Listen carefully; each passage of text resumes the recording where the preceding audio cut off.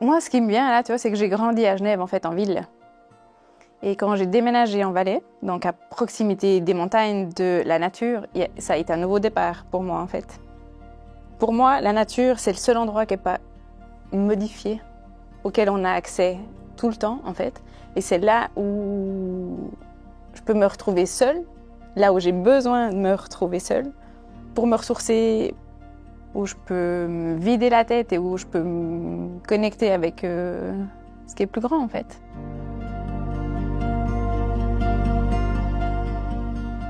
Avant d'être photographe, j'étais éducatrice et à un moment donné, j'ai vécu un gros traumatisme dans ma vie privée qui m'a fait me poser les questions existentielles de la vie et je me suis dit, ok, en fait, le job d'éducatrice, c'est plus pour moi, je veux repartir dans autre chose.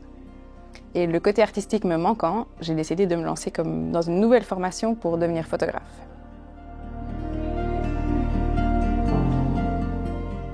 Je me suis dit, en fait, je suis tombée un peu par hasard sur une école de photographe par correspondance et je me suis dit, en fait, c'est ça que je veux faire.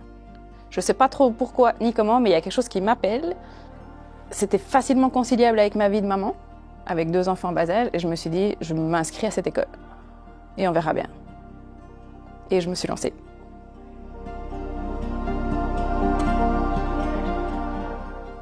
Ce que j'ai trouvé très très intéressant au début, en fait, c'est la photographie commence sans l'appareil. La photographie commence avec le regard. Comment on se place, à quel endroit, à quel moment de la journée, en hauteur, en bas. Juste sensibiliser son regard à la lumière et à ce qui se passe. Donc la première partie des travaux qu'on a durant a nécessité une approche sans appareil photo. Et ça, j'ai beaucoup aimé. Parce que j'ai toujours eu ça, ce truc de, ok, on va regarder les petites choses, on va être sensible à ce qui se passe, à ce qui est là, à ce qui se présente. D'un moment à un autre, la lumière, elle peut changer. J'ai toujours eu une sensibilité particulière aux détails. Et là, il y a eu le terrain favorable pour pouvoir, j'ai envie de dire, l'explorer.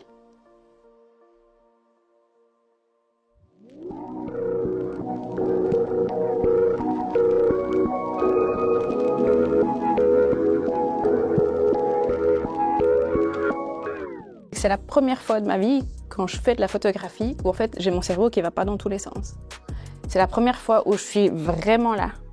Et toute mon attention, elle est mobilisée par quelque chose qui me fait du bien.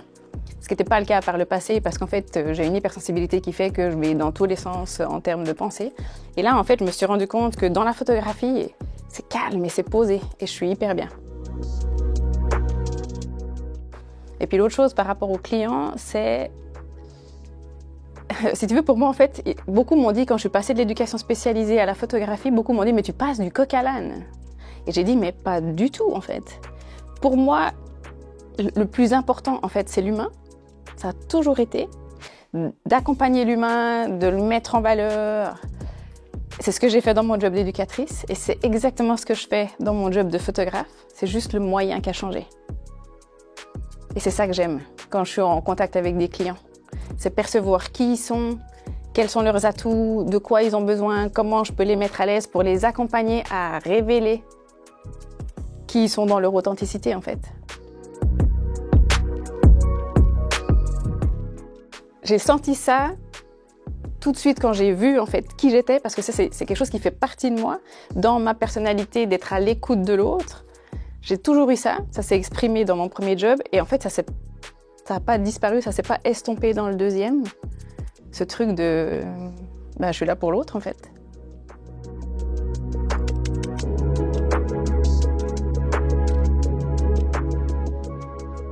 Ce que j'aime beaucoup dans mon travail, c'est qu'en fait, je suis beaucoup à l'extérieur du studio.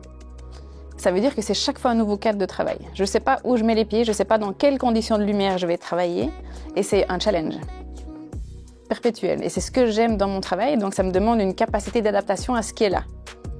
Et à partir de ça, j'observe, je regarde quelles sont les possibilités qui sont là à disposition le jour-là, et je compose avec ça.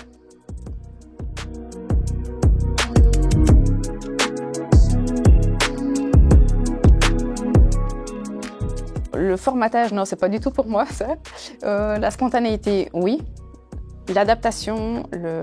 J'aime beaucoup l'idée que mon travail, en fait, c'est une construction avec la personne ou les personnes avec qui je vais travailler. On construit ensemble. OK, là, voilà, de mon point de vue, il y a besoin de ça, je propose ci ou j'envisage ça. Est-ce que c'est OK pour vous? Puis on construit ensemble avec ce qui est possible le jour-là. Ça, c'est très, très important pour moi. J'arrive pas là avec mes grosses idées en disant c'est comme ci, c'est comme ci, c'est comme ça, vous n'êtes pas d'accord. Tant pis, ça, c'est pas envisageable pour moi.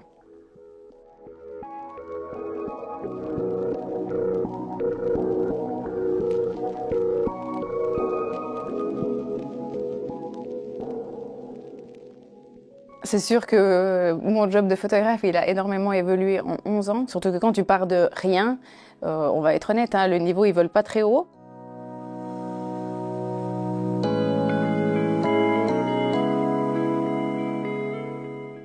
Donc il y a eu une évolution en termes de qualité de travail, en termes de qualité humaine. Par contre, si tu veux, ma sensibilité, elle s'est affinée au fil du temps. Et en fait, assez rapidement, une fois que je suis devenue professionnelle, que j'ai passé mon diplôme et puis que je me suis lancée comme indépendante, je me suis rendu compte de l'impact de la photo sur les gens. Et c'est là où en fait ma sensibilité, que j'avais déjà travaillée dans mon premier job, en fait, elle était bénéfique dans mon job de photographe parce qu'on allait toucher quelque chose en fait. À ce moment-là, je ne savais pas quoi. Je voyais juste que mettre quelqu'un face à son image, ça pouvait produire un flot d'émotions auquel je ne m'attendais pas. Et c'est là où je me suis dit, OK, en fait, il y a quelque chose qui se joue, je ne sais pas quoi, je ne comprends pas bien. Je suis mandatée comme photographe, donc en fait, mon job, il s'arrête là. Mais en fait, pendant 2-3 ans, j'ai envie de te dire, je me suis beaucoup questionnée, j'ai observé, j'ai essayé d'analyser pour comprendre qu'est-ce qui se joue quand on se retrouve face à son image.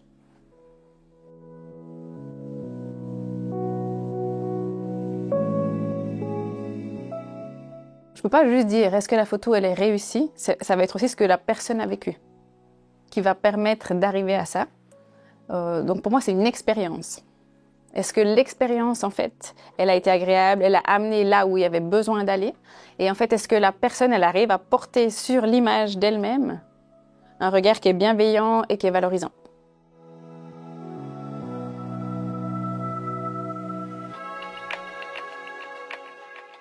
Ce qu'on va voir sur mes photos, c'est principalement de l'humain, parce que c'est ça mon credo, c'est ça que j'aime, c'est là où en fait le travail m'apporte.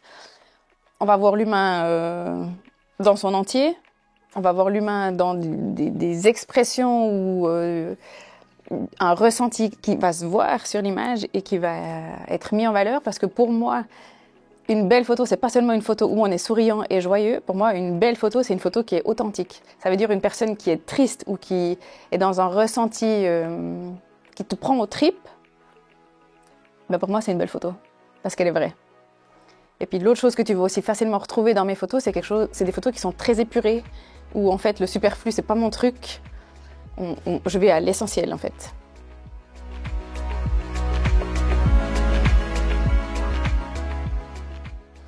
On va pouvoir voir l'humain sur mes images en train de poser, parce que là on aura fait un travail. OK, comment j'ai envie de me montrer, qu'est-ce qui est important, mais ça peut être l'humain qui est en train de travailler. J'ai eu quelques mandats auprès d'entreprises dans la construction, où l'idée c'est de mettre en valeur les gars, là où ils sont dans des milieux où ce ne sont pas des mannequins, ils n'ont pas des tenues qui les mettent vraiment en valeur, mais dans un contexte, dans une expression, dans une posture particulière, l'image fait qu'ils vont se trouver beaux à la fin. Et c'est comme ça que j'aime travailler.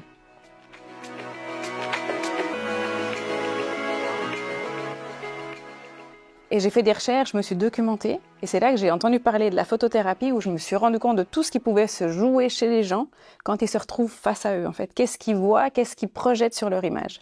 Et c'est pour ça que je me suis dit, OK, en fait, la photothérapie me permettrait de combiner mes deux activités professionnelles, que ce soit l'éducation spécialisée où j'ai accompagné des gens au quotidien, et mon job de photographe, d'y rajouter un troisième élément avec la photothérapie. Et c'est pour ça que je me suis formée pour devenir photothérapeute.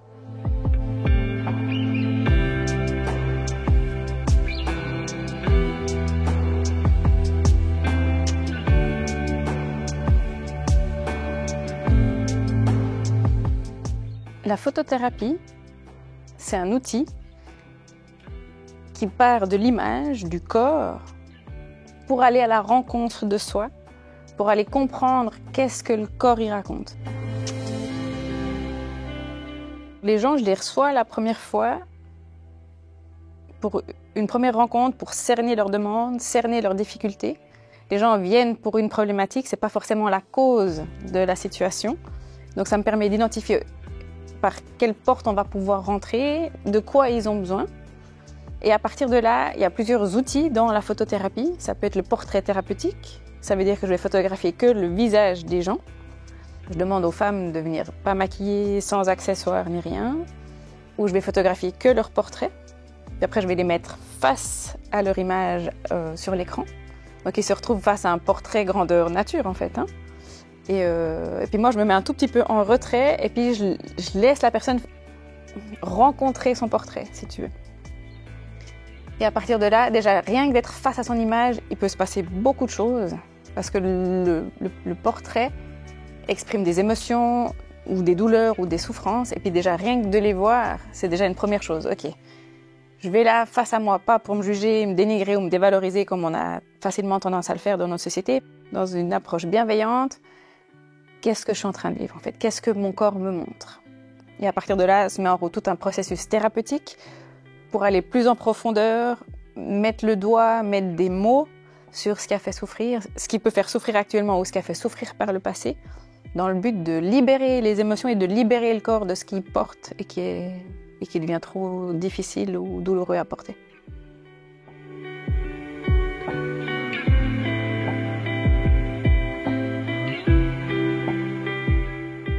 Et ça, c'est un outil. Après, il y a encore ce qu'on appelle la visualisation émotionnelle.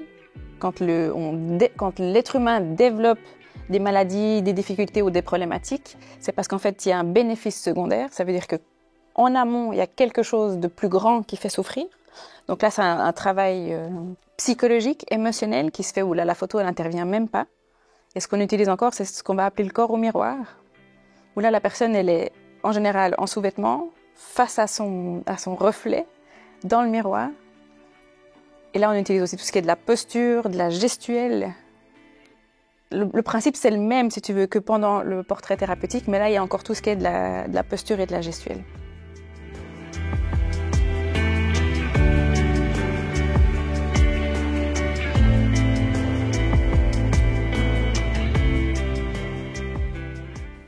Dans la photothérapie, comme dans n'importe quelle thérapie que j'utilise, mon rôle à moi, dans un premier temps primordial, c'est de créer un climat de confiance et de sécurité, où ici, tout peut être dit. Dans notre société, par peur de blesser, par peur de se retrouver face à des commentaires ou à des jugements, on va taire ça, on va le garder.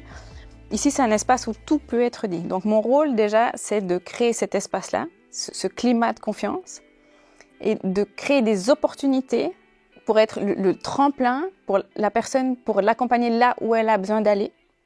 Et après, mon analyse, mon expertise, si tu veux, thérapeutique, fait que je peux accompagner gentiment là où c'est trop difficile pour la personne, de lui ouvrir une porte supplémentaire pour aller voir plus loin, si tu veux. Donc, ça va être dans un échange, ça va être dans, OK, dans ton corps, il est en train de se passer ça, est-ce que tu sens? Et puis, on crée une dynamique entre ce que la personne, elle voit d'elle, ce qu'elle ressent en termes émotionnels et comment le corps physique y réagit. Et puis, si tu veux, moi, je suis la garante du fait que tout se passe bien et que la personne, elle peut aller explorer là ce qu'elle a besoin sur le moment.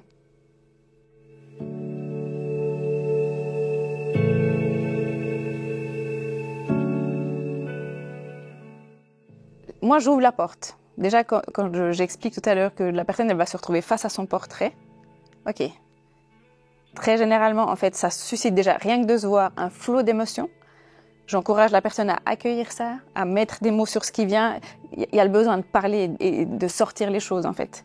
Donc, j'encourage ça. Puis après, OK, qu'est-ce qui se passe pour vous? À quoi ça vous renvoie? De quoi vous avez besoin? Qu'est-ce que vous voyez, en fait? Juste pour laisser émerger ce qui a besoin d'être révélé, en fait.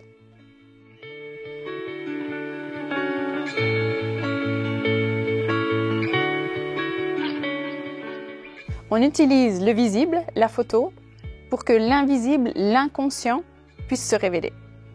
Pour moi, en fait, dès que je vais demander faire ci ou ça va biaisé, conditionné, et c'est ce que je cherche à tout prix à éviter.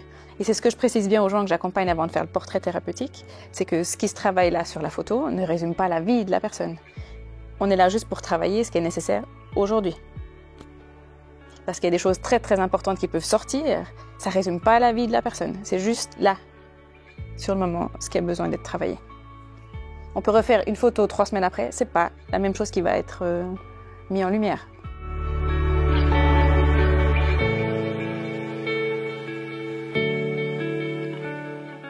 Pendant des suivis qui durent plus longs, où on refait un portrait thérapeutique, il y a une évolution conséquente dans l'image, dans le corps de la personne. Ça se voit. Les traits changent. En fait, si tu veux, ce qui se joue aujourd'hui ne sont que des événements déclencheurs ou des situations qui se sont déjà produites par le passé. Donc en fait, le job, c'est toujours ça. Hein? Ok, qu'est-ce qui est en train de se passer aujourd'hui? À quoi ça renvoie? Pour aller libérer, faire de la place par rapport à ce qui a été traumatisant par le passé. Et c'est ce que j'essaie souvent d'expliquer aux gens. Quand on parle de traumatisme, les gens pensent toujours à des événements cataclysmiques, des guerres ou des choses comme ça. Un traumatisme pour l'être humain, c'est pas forcément ça. Ça peut être des petites, enfin, ce qu'on va considérer comme des petites choses du quotidien, mais qui peuvent affecter un être humain toute sa vie.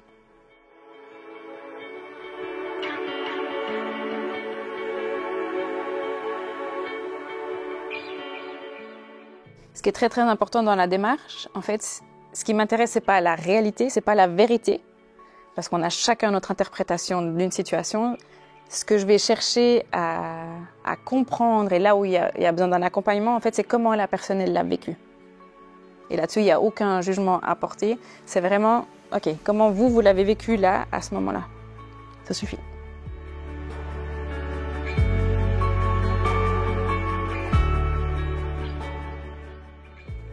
Ce qu'il faut savoir dans mon approche de thérapeute, c'est que je suis photothérapeute, mais j'ai d'autres outils. Donc j'ai des gens, par exemple, qui arrivent chez moi.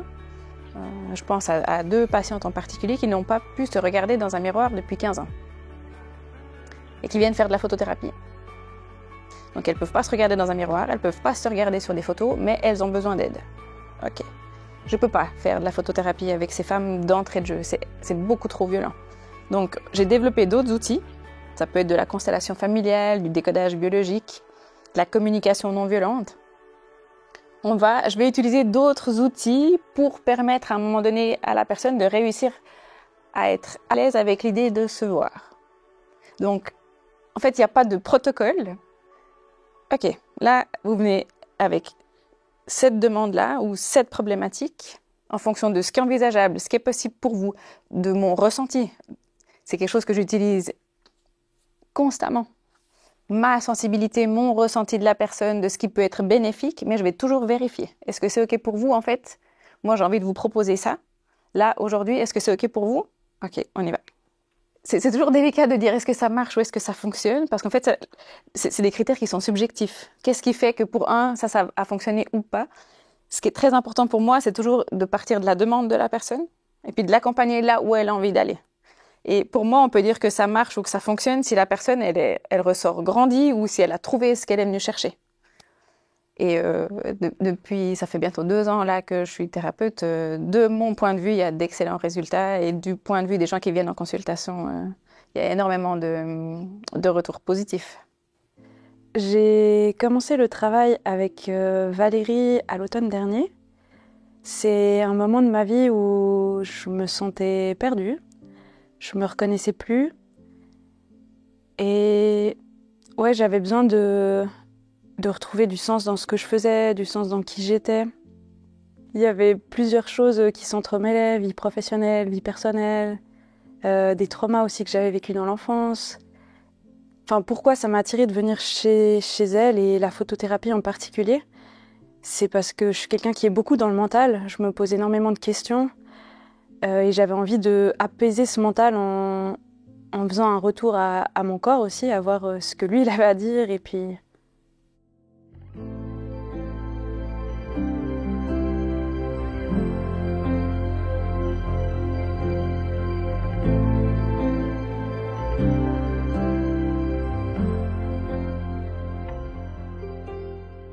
Quand je viens en séance chez Valérie, on travaille beaucoup et on travaille sur différents aspects.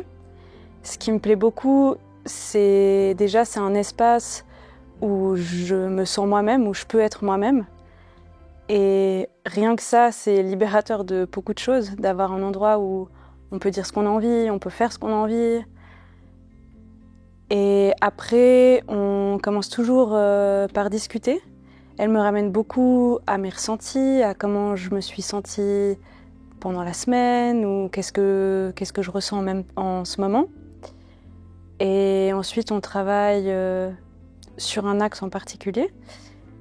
À chaque fois, je ressors de la séance et je suis bluffée en fait, parce qu'elle sait mettre le doigt sur la chose qui a besoin et ça me permet d'avancer petit à petit et ouais, de me retrouver.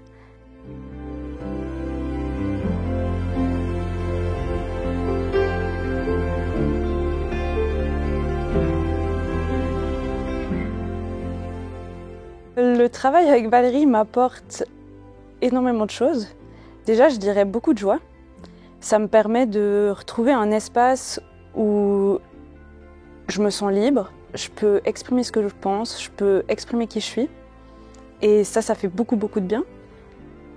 Son travail, il m'apporte de la joie aussi dans mon quotidien, donc quand je sors de la salle ici, ce qui me permet d'avoir plus confiance en moi, confiance en mes choix, surtout mes émotions.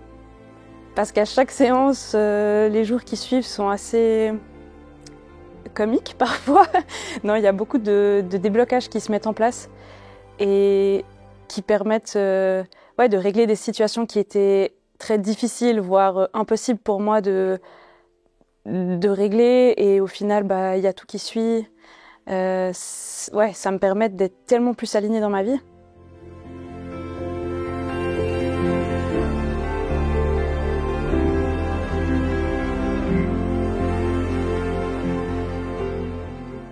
Une grande chose que Valérie m'apporte, c'est un accompagnement en fait. C'est par sa lumière, par sa joie de vivre, par son empathie. Elle m'accompagne dans tout ça avec ouais.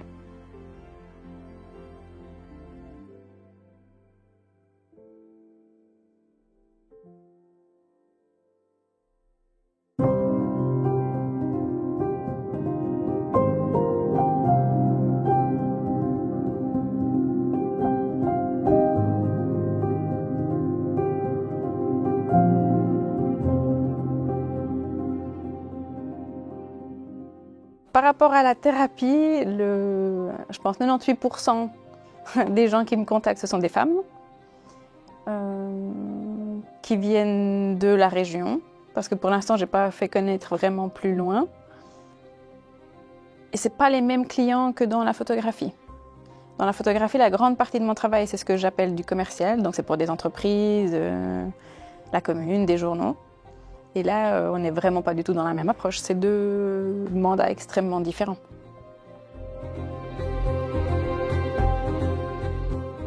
À l'heure actuelle, moi, je rêverais de pouvoir développer mon activité de thérapeute, tout en gardant une partie pour la photothérapie. Mais j'aurais vraiment à cœur de pouvoir faire connaître ça à plus large échelle, et pas seulement pour les gens de la région ici, en fait.